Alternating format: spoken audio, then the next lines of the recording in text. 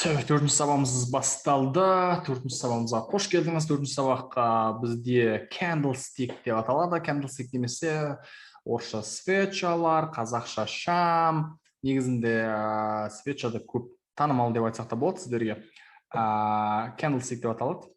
Немесе Japanese candlestick. Жапондардың шамдары. Яғни біздің кәдімгі киіз үйге қолданатын кезіндегі шам ретінде есептелінеді. Сол атымен аталады айтсақ та болады. Жалпы биржа нарығында немесе кез келген платформаларда бағаны түсіп тұратын графигі деген нәрсе бар.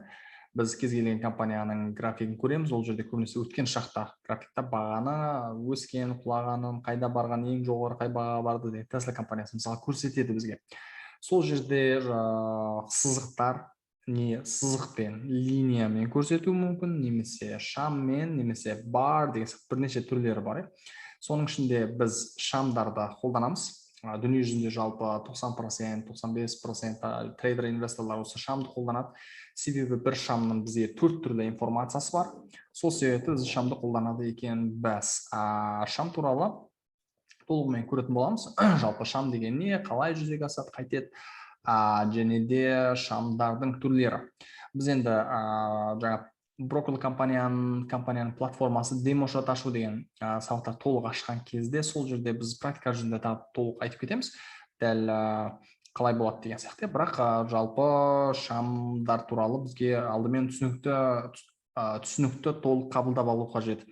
Сосын candlestick'тардың түрлерін бір штук candlestick өзі жалғыз болса, және де екеуі бірге болса, үшеуі бірге болса деген соларды бірге көретін боламыз.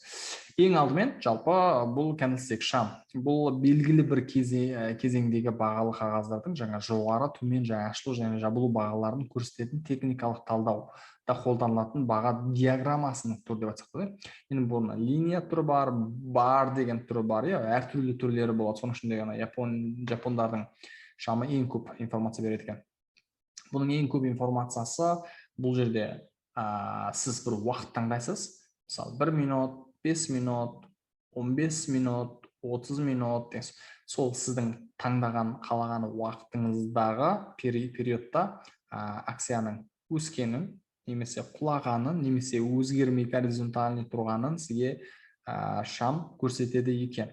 Бұл жерде сізге 4 түрлі информация береді. Осы туралы біз қазір көретін боламыз. Japanese candlestick деп аталады, жапондардың шамдары. Енді candlestickті оқығанда біз қалай оқимыз деген сұрақ. Бұл жерде енді жаңа айтқандағыдай line деген ол бір түрі, бұл линия, бұл сызық. Дәл осы мысалы мына графиктің Tesla компаниясының өсіп құлады деп ойласақ, мұнаны біз сызық ретінде сызуымызға болады. Егер мен линияны таңдасам line, онда бұл маған сызық ретінде көреді. Бірақ сызықпен көргенде маған көп информация келмейді екен. Сол себепті мен candlestick қолданамын. Бар, ол линия мен candlestick'тің екеуінің ортасынан пайда болған деп айтсақ болады. Бірақ барды бұрын қолданған, қазір бізде көбінесе candlestick'ті дүние жүзінде кітаптарда немесе басқа жағдайда қолданады екен. Енді бізде бір candlestick бізде 4 түрлі информация береді. Біріншісінде ашылған баға, екіншісінде жабылған баға, және де ең жоғарғы және ең төменгі баға. 4 түрлі информация береді екен. Жалпы candlestick'тің 2 түрі бар. Біріншісінде bullish candlestick, яғни бұқа candlestick'тары деп айтсақ болады.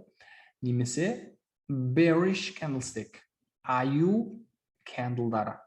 Яғни бұқа candlestick'і көбінесе емес 100% жасыл өңді болады. Яғни бұл бізге акцияны өсті дегенді білдіреді.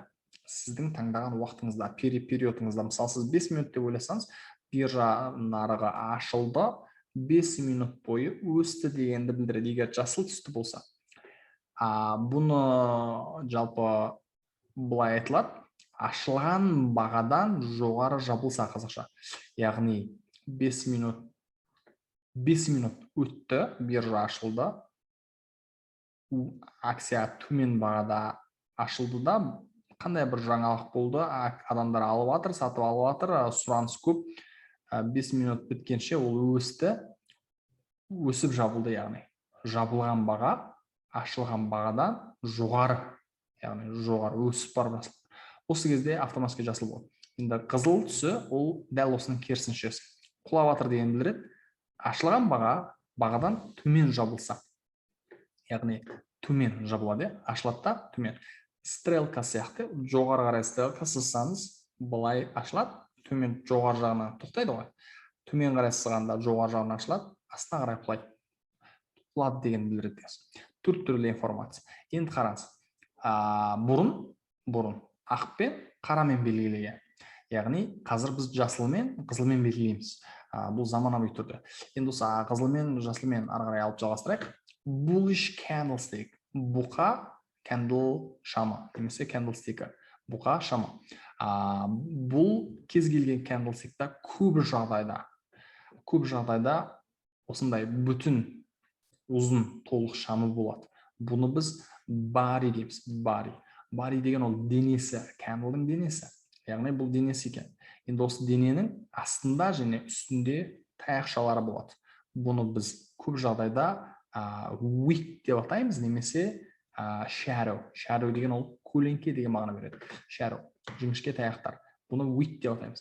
Енді қараңыз, бір свечаның жалпы денесі және таяқшалары болады. Кейбір жағдайларда таяқшасы болмайды, немесе денесі болмайды деген сөз. Соған байланысты бізге әртүрлі информациялар береді екен да. Бұл енді сіздің техникалық анализда графиктарды оқып түсінуіңізге ең маңызды фундаменталдық информациялар. Бұны сізге түсініп алу деген енді басқа индикаторлар таңдамаңыз. Енді қараңыз, бір свечаны алып көрейік.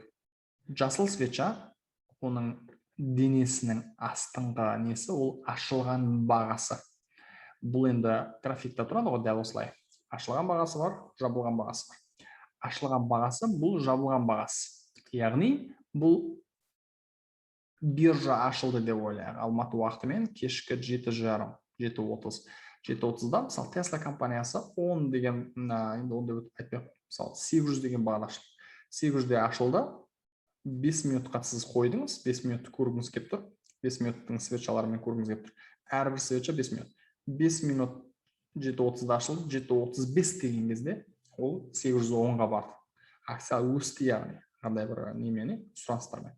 Өскен кезде ол 5:30-да 810-ға барса, 5 минуттың ішінде, онда бұның түсі автоматтық түрде жасыл болады. Сізге өсті дегенді білдіріп жатыр дейміз.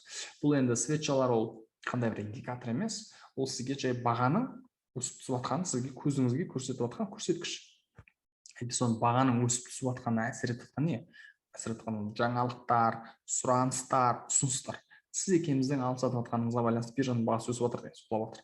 Әйтпесе оған бұл бізге жай ғана акцияның бағаларының өзгеріп жатқанын көрсетіп отыр.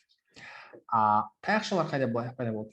800 деген бағада ашылды биржа, бірақ 800-ден баға жаңағы 5 минуттың ішінде құлап кетсе ше. Құлап барып өсетін болса, ізі қалып қалады. Акция құлап барып, одан кейін өскен екен ғой бағасы. Өсті, сосын өскен бағада 5 минут әлі біткен жоқ, 4 минут 30 секунд болды. 5 минут болды дегенде өсіп барып, құлап барып жабылса, ол жабылды. 5 минут бітті, 4 минут 59 секунд, 5 дегенде жабылады. Жабылып, төмен жабылса, денесі мына жерде жабылып жатыр деген сөз. Бірақ акция сол 5 минуттың ішінде бір бағаға жоғарылап, сосын құлаған, яғни ізі қалып қалды деген сөз, көлеңкесі қалып қалды. Сол себепті бізге өсіп барып, бұл құлады деген информация беріп жатыр деген сөз. Мынау құлап барып өсті деген информация беріп жатыр. Яғни біз бұл арқылы біз информация алады екенбіз. Егер оны біз 1 сағаттық уақытқа қоятын болсаңыз, ол қайтеді? Бізге 1 сағат бойы қозғалып жатқан қозғалысты бір свеча көрсетеді. Ұзын жасыл болады, не қысқа болады, акцияның қаншақты қозғалып жатқанына байланысты. Бұл енді bullish candle. Енді bearish деген ол аю candlestick. Аю candlestick'інің тағы да денесі бар, таяқшасы бар. Бұл жерде болғанда мысалы 800 деген бағадан акция құлап кетсе ше, қандай бір жаңалық болды, жаман жаңалық болды, құлап кететін болса, егер 790-ға, онда бұл түсі автоматтық түрде сізге қызыл болып көрінеді, сіз құлады деп информация аласыз. Мына мысалда жоғары жағында таяқшасы тұрғандықтан ол 800-ден алдымен өскен. Өсіп мысалы 805, 803-ке дейін өсті, содан кейін барып құлады деген. Егер ол өспей сразу құлап кетсе ше, онда таяқша болмайды үстінде. Яғни онда таяқша болмайды. Онда акция ашылды, сразу құлады дегенде таяқша болмайды, тек қана денесі болуы мүмкін деген. Сосын бұл өсіп құлады да, мысалы 790-ға дейін құлады да, сосын өсіп, мысалы 793-94-пен жабылып жатыр деген. Яғни астында таяқша қалып қойғандықтан. Сондықтан таяқшасының ұзындығы әртүрлі болады светчаларда. Денесінің пішіні әртүрлі болады, ұзын немесе қысқа. Денесі болады, денесі болмайды, таяқшасы болады, таяқшасы болмайды дегенге байланысты енді біз анализ жасаймыз. Бұл жалпы осылай түсінік. Ашылды, өсіп жабылды. Ең жоғарғы жеткен бағасы сіздің таңдаған уақытыңызда. Ең төменгі жеткен бағасы және де ашылды, жабылған бағасы ең төменгі және ең жоғары баға. Енді светчалардың несі бар? Түрлері бар. Әртүрлі түрлері бар және оның беретін сигналы бар және аттары бар. Бізге оны жаттау керек. Біріншіден ұзын шамдар. Long candlestick. Негізі аттарын терминдармен жаттап алсаңыздар оңай болады, бізге сөйлескенге. Ұзын шамдар, long candlestick, денесі үлкен болады, денесі үлкен емес, ұзын болады. Ұзын, жасыл шамның қызылы бар және жасылы бар. Жасылы ол сізге сатып ал деген сигнал береді. Денесі көп жағдайда ұзын болады, квадрат болмайды деген солай, квадраттан ұзын болады деген. Көп жағдайда ұзынырақ болады және де таяқшасы қай бір жағында болады, немесе екі жағында болады. Қатты ұзын емес, бірақ таяқшасы бір жағында немесе екі жағында міндетті түрде болады. Ол сізге сатып ал деген сигнал, жалпы жасылдар кіріп жатыр. Жалпы сатып алып жатыр адамдар. Сізге сатып алу керек, себебі акция ары қарай жалғасып өсуі мүмкін, немесе сұраныс өте көп деген білдіреді. Жасыл светча, қызыл светча, ұзын қызыл шам болса, ол жағдайда сізге сат деген акция сигнал береді. Акция ұстап отырсаң, акцияны сатып жіберу керек, өйткені қатты құлап жатыр. Уже ұзын бағамен құлап жатыр, қатты құлап жатыр, агрессивный құлап жатыр. Немесе шортқа кірсең болады, біз сатқан кезде тағы да шортқа кіре аламыз. Бізде акция жоқ болса, шортқа кіре аламыз, позиция жоқ болса. Позиция бар болса, акцияны шығу керек, өйткені қатты агрессивный құлап жатыр деген білдіреді. Кішкентай несі болады, немесе болмайды, жаңағы кішкентай шамдар, таяқшалар. Екі жағында немесе бір жағында. Бірақ міндетті түрде болу керек деген. Келесі short candlestick. Short candlestick ол қысқа шам деп аталады. Қысқа шам, яғни денесі кішкентай болады. Көп жағдайда денесі болады қайткен күнде, бірақ кішкентай болады. Немесе квадрат болуы мүмкін. Квадрат болған жағдайда таяқшалары кішкентай, немесе болмауы да мүмкін. Осының барлығын біз short дейміз. Көбінесе квадраттан биік емес. Ары кетсе квадрат сияқты.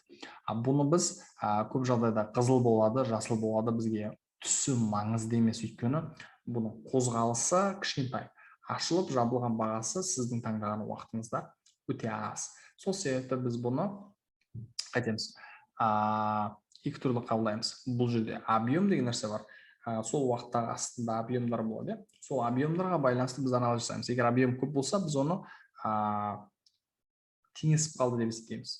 Сатып алушы мен сатушы екеуі баға өзгермей тұр, бірақ сделкалар болып жатыр.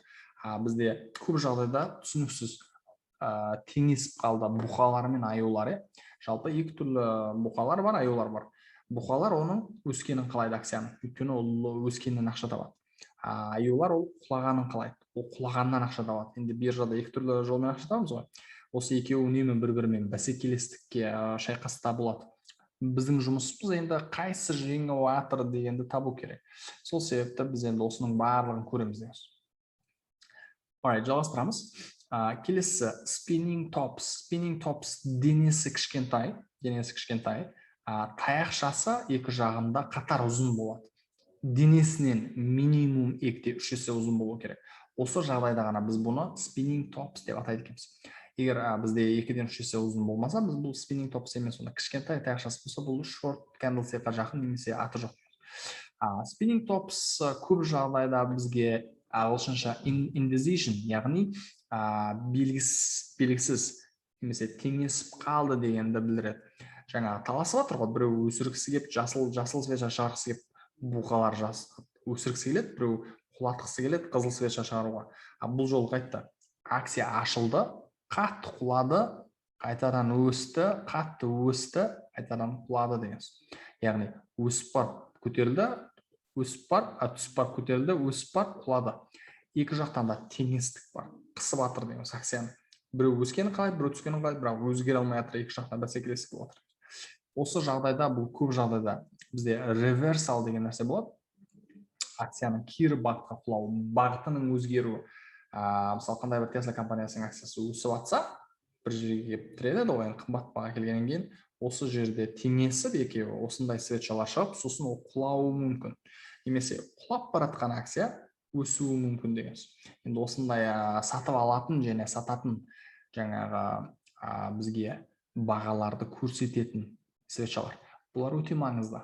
Өте маңызды свечалар, көп қолданылатын свечалар. Біз оны мысал кезінде тағы көрейік. Мәрубузу. Мәрубузу ол ағылшынша, жапонша бұл көлеңке жоқ деген білдіреді екен. Яғни қарасаңыздар, басқа свечалардан қарағанда таяқшасы жоқ, көлеңкесі жоқ. Бұл өте тек қана денесі ғана болады, және де бұл жасыл мәрубузу ол таза сатып ал деген сигнал береді. Агрессивный сатып алып жатыр. Яғни баға ашылды. Мысалы, биржа ашылған кезде бір бағадан ашылады, 800 дегеннен ашылса, 800-ден бастап астына қарап құламады ол баға. Баға сразу өсіп кетті. Неге өсіп жатыр? Себебі адамдар сатып алып жатыр, сұраныс көп өсіп жатыр. Сосын, мысалы, 15 минуттықты сіз таңдадыңыз деп ойлайық. 15 минут бойы өсті. Сіз уақытын таңдайсыз ғой, свечаға байланысты.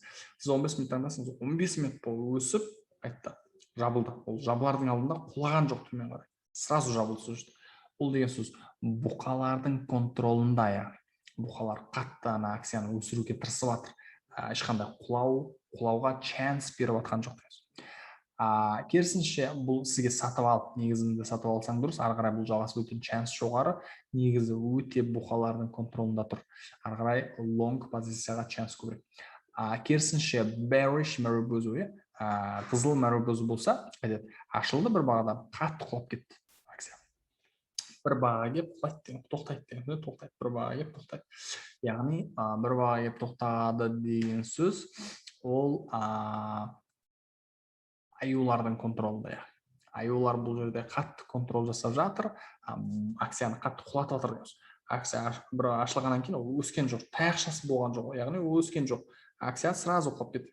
Ол деген сөз бұқалардың контролында, бұқал емес, аюлардың контролында. Яғни сізге акцияны ұстап отырсаңыз, сату керек, өйткені бұл ары қарай жалғасып құлап кететін шансы өте жоғары. Немесе шорт жасаңыз, шорт селлинг жасау керек. Құлағаннан ақша табыңыз, өйткені бұл құлап жалғасатын шанс жоғары. Мысалы, мына жерден қарасаңыз, мәрубузу акция өсті, мәрубузу шықты, уже акция мысалы неше деген баға, мысалы енді 1.3 деген бағада, 1.3 деген бағада мысалы акция ашылды, құлады, сразу құлады, мәрубузу контрол берді, уже мәрубузумен жабылды, агрессивный. Ары қарай сразу құлап жатыр, жалғасып, бәм. Мәрубузудан кейін 1, 2, 3, 4, 5 қызыл свеча шығып жатыр. 5. Ол деген сөз мәрубузу сізге. Бір жағынан бұл сатушылардың жаңа акцияны құлағаннан ақша тауып адамдардың бір-біріне беріп жатқан сигнал сияқты. Солай да қабылдауға болады. Енді мысалы сіз қарасаңыз, мына жерде мысалы spinning tops шығып тұр, бағанағы spinning tops деген свеча шығып тұр. Құлады, spinning tops шықты, теңесті, өсті, құлады, қайтадан spinning tops, енді қайта құлады деген сөз, қайта құлады. Мына жерде тағы да spinning tops болуы мүмкін емес. Жалпы нақса өсіп барып, құлардың алдында, құлап барып, өсердің алдында бағана spinning topстар шығады екен. Неге дегенде spinning tops ол теңесіп қалғанды білдіреді. Өсіп жатқан биржа, өсіп жатқан акция ол бір бұқалардың контролында болады. Өйткені бұқалар оны өсіріп жатыр, акцияларды сатып алып жатыр, өсіруге тырысып жатыр. Олар өсіре бергенін қалайды. Өсіп келе жатқан кезде ол теңесіп қалды деген сөз. Ар жағынан, сатушылар шығып жатыр, жаңа аю трейдерлер, аю инвесторлар шығып, акцияны өсіргенін қалап жатқан жоқ. Сол жерден шорт жасағысы келеді, сол жерден акцияларын сатып жатыр. Сол кезде бұл жерден мынандай резистенс деп аталады, негізінде сол пайда болды. Сосын акцияларын сатып жатыр. Сосын құлады, кішкене теңесті, қайта жалғасып қалады. Теңесті, қайта жалғасып қалады. Теңесті да осы жерден кішкене өсті, поддержкаға өсті. Теңесіп алды да қайта құлады. Кішкене теңесіп алды да өсті. Осылай енді акциялар. Мыналар мысалы long candlestick-тар, қатты өсіп жатқан. Мына жерде мысалы қызыл short long candlestick'e long candlestick uzun свечалар дейміз. Hammer деген свеча бар, бұл өте атақты деп айтсақ та болады. Бұл hammer денесі кішкентай болады, үстінде кішкентай таяқшасы болуы мүмкін, болмауы мүмкін. Ең бастысы астыңғы жағында таяқшасы денесінен минимум 2-3 есе ұзын. Егер минимум 2-3 есе ұзын болса, бұл hammer деп аталады. Бірақ hammer тек қана даун трендтан кейін пайда болады. Даун трендтан деген құлап атқан трендінің ең астында пайда болады. Сол кезде ғана сізге бұл сатып ал деген сигнал береді. Акциялар осы жерден сатып алып жатыр адамдар. Және де кері бағытқа акцияның бағасы бұрылуы мүмкін деген акция сигнал береді. Яғни, мысалы, қатты акция құлап келе жатқан кезде акция көтерілсе, осылай қатты көтерілсе, онда сатып алушылар кіріп жатыр. Мына бағадан қатты сатып алып жатыр деген білдіреді. Акцияны білесіз, оның акцияның мына свечаның қалай пайда болады? Акция ашылды, астына қарай құлады, баға қайта көтерілді, ізі қалып қалды. Яғни осы жерден құлаған бағаны көтеріп тастады. Яғни акцияларды сатып алып жатыр, агрессивный деген бізге сигнал береді екен. Hammer өте жиі қолданылатын. Құлап келді, баға көтерілді, яғни сатып алсаңыз болады. Немесе келесі свечадан сатып алсаңыз болады. Бұл жерде уақыты әртүрлі болуы болады. Мысалы, үлкен картинамен көрсеңіз, бір свеча бір күнді білдіруі мүмкін. Мысалы, сол кезде сіз ұзақ уақытқа инвест жасайсыз ба, қысқа уақытқа инвест жасайсыз ба, алып сатасыз ба қысқа уақытта. Соған байланысты сіздің уақыттарыңыз әртүрлі болады, және сигналы әртүрлі болады. Inverted hammer. Inverted hammer дәл hammer'дың кері түрі. Бұл кері түрінде hammer шығатын болса, құлап баратқан кезде ол тағы да бірдей сигнал береді. Денесі, таяқшасы 2-3 есе ұзын минимум. Ұзын болған сайын сигнал беретін сигнал күштірек деп есептелінеді. Бұлда да сізге сатып ал деген сигнал береді екен. Мысалы, акция құлап баратқан кезде шығатын болса, бұл сізге inverted hammer, яғни hammer'ды керісі сигнал береді. Hanging man, асылып тұрған адам. Қазақша аударатын болса, hammer деген енді балға, балға бәріміз білетін, балта дейміз, балға дейміз. Hanging man ол асылып тұрған адам. Асылып тұрған адам ол негізінде дәл hammer сияқты, денесі кішкентай, таяқшасы болуы мүмкін, үстінде болмауы да мүмкін. Ең бастысы астыңғы жағына таяқшасы тағы да 2 есе минимум 3 есе. Бірақ бұл кері сигнал береді сізге, сат деген сигнал береді. Акцияң болса сат, немесе шортқа көр. Бұл bearish сигнал. Бұл сізге бұл аптрендтан кейін шығады. Акция өсіп атқан кезде үстінен шығады деген, яғни үстінен шығады, және де өсіп атқан кезде құлайды деген сигнал береді екен сізге. Hammer сияқты, бірақ өсіп атқан трендтер шықса, бұл бізге кері бағытқа құлауы мүмкін, 100% емес, бірақ hanging man деген. Hanging manның енді керісінше сол shooting star. Қазақша ағып атқан жұлдыз деген білдіреді. Бұл дәл hammer сияқты, hammer'дың керісінше сияқты, көзіңізге көріну. Бірақ тағы да өсіп атқан трендтер шықса, бұл соны білдіреді. Құлайды деген тренд білдіреді. Бұл негізі hammer сияқты жоғары жақтан шыққан кезде сізге күштірек сигнал береді. Өйткені акция құлап атқан акцияны, өсіп атқан акцияны құлатып тастады, түсіріп тастады, сол себепті. Бұл жерде тағы да бір қызықты нәрсе бар. Үстінен үлкен не бар? Сатып жатыр деген сигнал береді. Үлкен сатушылар кіріп келді. Негізі бізде свеча болсын, индикаторлар болсын, бізге беретін сигнал не? Бізге сатып алатын баға, сататын бағаны бізге табу. Жалпы бұны біз support және resistance деп атаймыз.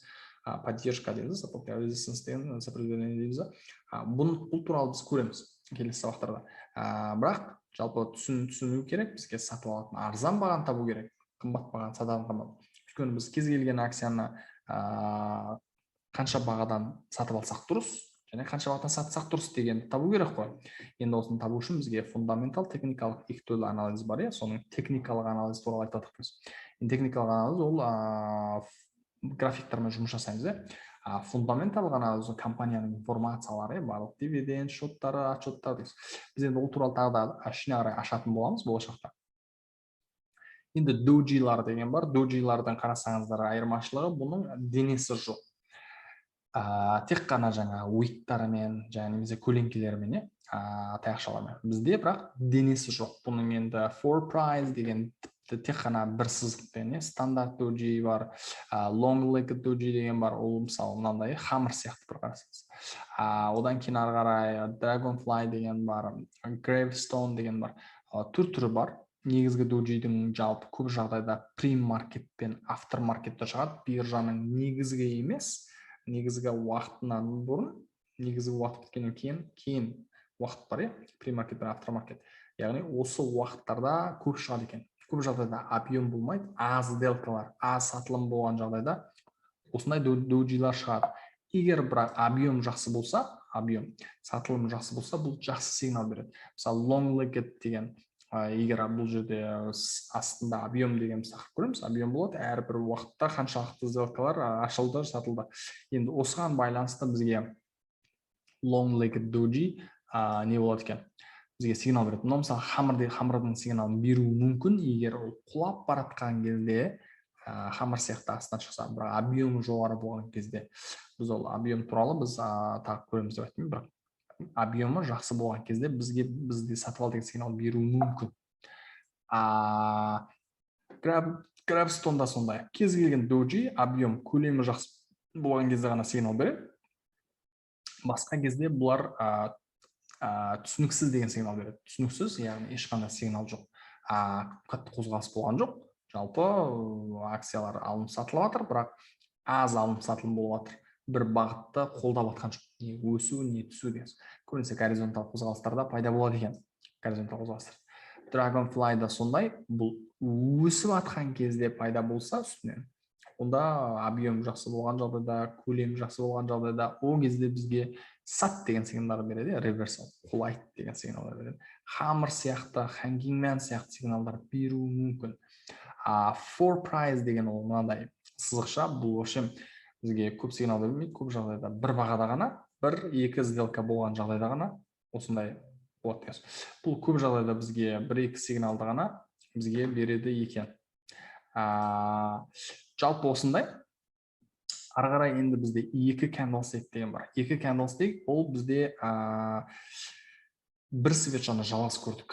Бұл бізге төрт түрлі информация беретін болды. Бір свечаның өзі енді екеу біріксе қалай деген, одан кейін үшеу біріксе қалай деген көрсек болады. Екеу біріккенде қолданатын ең көп қолданатын свеча ол engulfing деп аталады. Engulfing ол көп жағдайда екі свечаны бірігеді, және де оның ішінде bullish engulfing, bearish engulfing деп екіге бөлеміз. Бұлай bullish engulfing көп жағдайда бұл bullish болып тұрса, ол көп жағдайда бізге сатып ал деген сигнал береді. Қалай сатып ал деген сигнал береді? Ол сатып ал деген сигнал береді көп жағдайда. Акция құлап жатқан кезде, арзан кезінде бізге сигналды береді екен. Арзан кезде бізге сатып ал деген сигнал береді. Қызыл кэндлдан кейін, қызыл свечадан кейін, денесі үлкен алдыңғы свечадан жасыл свеча пайда болса. Яғни құлап жатқан кезде денесі үлкен, жасыл свеча шығып келді деген сөз, сатып алушылар агрессивный кіріп жатыр, контролды қолға алуға тырысып жатыр деген білдіріп жатыр. Екеуі бірігіп бізге bullish engulfing, яғни сатып ал деген сигналды бізге береді екен. Егер қызыл болса ше, қызыл болса, онда бізге керісінше bearish engulfing. Өсіп жатқан кезде, акция өсіп жатқан кезде қымбат бағадан бізге жасыл свечадан кейін қызыл свеча денесі алдыңғы жасылдан үлкен болса, екеуі бірігіп бізге engulfing, bearish engulfing бізге сат деген сигнал береді екен. Бұл енді екі свечаның сигналы бір свечадан қарағанда жоғары болады. Бірақ бұл жерде объем көп рөл атқарады. Яғни объем жоғары болса, бізге агрессивный сигнал. Денесі қызылдан үлкен болған сайын жасылдан, онда бізге ол жақсы сигнал береді екен. Engulfing сыртында бізде tweezer bottom, tweezer tops деген бар. Көп жағдайда жиі қолданылмайды, бірақ екі свеча бір-біріне ұқсас, таяқшалары бар, хаммер сияқты, бірақ хаммер сияқты денесінен екесе үшесе ұзын емес. Таяқшалар қысқалау, денесі осындай, денесі де кішкене қысқалау болуы мүмкін әртүрлі жағдайда. Екеуі бір-біріне ұқсас, қызылдан кейін жасыл пайда болса, екеуі бірігіп tweezer bottom сізге сатып ал деген сигнал береді, және де бұл бұқалар бастап кіруге тырысып жатыр деген сигнал береді. Өсіп жатқан кезде үстінде таяқшасы бар, бір-біріне ұқсас, екі свеча шықса, ұзын хаммер немесе хангингмен сияқты емес қой. Олар бірдей денелері, таяқшалар қысқалау деген. Осы кезде екеуі бірігіп бізге tweezer top береді. бірақ бұл хаммер немесе жаңа engulfingдармен салыстырғанда өте көп қолданылатын свечалар емес. 3 свеча болса, үшеу болса, бірнеше маңызды свечалар бар. Ең біріншісі Morning Star. Таңғы жұлдыз деп аталады. Morning Star немесе Evening Star деген екеуі бар. Morning Star ол бізге сатып ал деген сигнал береді. Бұл сатып ал және де бұқалардың сигналы, бұл үш сигнал. Акция құлап атқан кезде арзан бағада жасыл свечадан кейін, жасыл емес, қызыл свечадан кейін, енді құлап атқандықтан ол қызыл свеча болады ғой көбінесе. Қызыл свечадан кейін бізге кішкентай жасыл свеча шығып, бұл көп жағдайда spinning tops болса жақсы. Таяқшасы ұзын, денесі кішкентай. Көп жағдайда денесінің кішкентай болған маңызды, денесі кішкентай теңесіп қалды деген сөз, яғни теңесіп қалған денесі кішкентай свечадан кейін денесі үлкен жасыл свеча шықса, онда бізге бұл bearish, бізге Morning Star деп аталады. Көп жағдайда жасыл свечаның денесі қызыл свечадан биігірек болады екен. Үшеу бірігіп бізге сатып ал деген сигнал береді. Бұл енді бір сигнал алғанша екі сигнал, үшеуінен қатар сигнал берсе бізге жақсырақ деген. Morning Star'дың болғанда жаңағы айтып кеттім ме? Біріншіден құлап атқан даунтренд кезінде, даунтренд аталады, құлап атқан трендері. Даунтренд кезінде bearish бар болу керек, қызыл свеча болу керек. Екіншіден bearish свечасы, bullish свеча екеуі жалпы шешімсіз doji болуы мүмкін, немесе spinning tops сияқты теңесі қалған свеча болу керек қой. Үшінші контекст bullish болу керек. Келесінде Evening Star деген кешкі жұлдыз деп аталады. Бұл кешкі жұлдыз көп жағдайда Morning Starға қарама-қарсы. Өсіп атқан трендтан енді биікте қымбат бағада пайда болады деген сөз. Өсіп атқан тренд болғандықтан біріншісі жасыл болады, жасылдан кейін келесі жаңағыда doji немесе жаңа қысқа осындай short candlestick болады. Одан кейін денесі үлкен қызыл candlestick шықса, үшеуі бірігіп Evening Star болады екен. Бұл енді үшеу болғандықтан бұлар күштірек есептелінеді. Жаңа көп жағдайда жаңа doji көп рөл атқарады, және де объемдары көп рөл атқарады. Мысал айтатын болсақ, Morning Star құлап келді, қызылдан кейін. Енді кейбір жағдайда мынандай денесі қатты үлкен болмаса да мынадан Morning Star деп есептелінеді. Егер мына сияқты үлкен болса, онда жақсы деп есептелінеді. Құлап келді, жасылдан қызылдан кейін. Мынаның түсі маңызды емес. Doji'дің түсі жалпы маңызды емес айтып ме? Құлап келді, теңесті бұқалар контролды алып бастады, үшеу бірігіп Morning Star. Сатып ал деген сигнал. Келесі свечадан бастап сізге сатып алып бастау керек қой. Акция өсіп баратыр, жасылдан кейін сізге теңесіп қалды, doji шықты, одан кейін қызыл пайда болды, біріктіріп үшеуін Evening Star. Сізге сат деген сигнал, немесе сізге шорт жаса деген сигнал береді. Енді ең соңғысы Three White Soldiers деп аталады. Оның екі түрі бар, біреуі әскерлер, біреуі қара қарға деп аталады қазақша. Енді Three White Soldiers деген үш ақ әскер деп аталады. Бұл сразу сізге мысалмен көрсете салайын. Three White Soldiers деген ол құлап атқан тренді біткеннен кейін бірінің артынан бірі жасыл үш свеча шығу керек. Үшеуі де жасыл болу керек, және де екінші свеча біріншісінен денесі үлкен болу керек. Екінші свечадан денесі үлкен немесе тең болу керек. Осы жағдайда ғана біз үшеуін біріктіріп, біз White Soldiers шықты деп атаймыз. Мынадай шықпаса, біз White Soldiers деп аталмайды.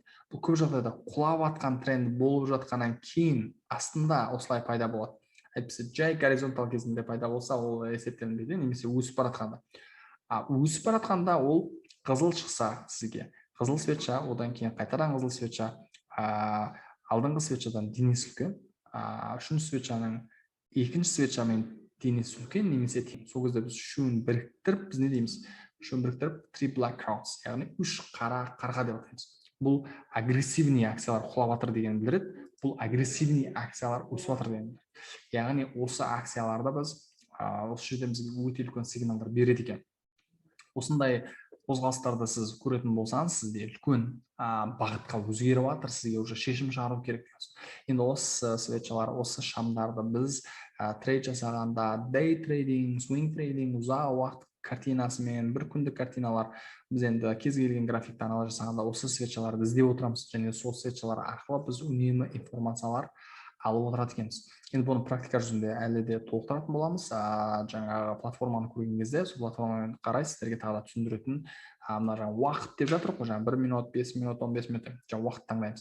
Ол уақытқа байланысты жеке сабақ бар, соны біз көреміз, сол кездерде тағы да толықтайтын боламыз. Бүгінгі сабағымыз осы жерден аяқталды. 4-ші сабақ. Келесі сабақта кездескенше, peace.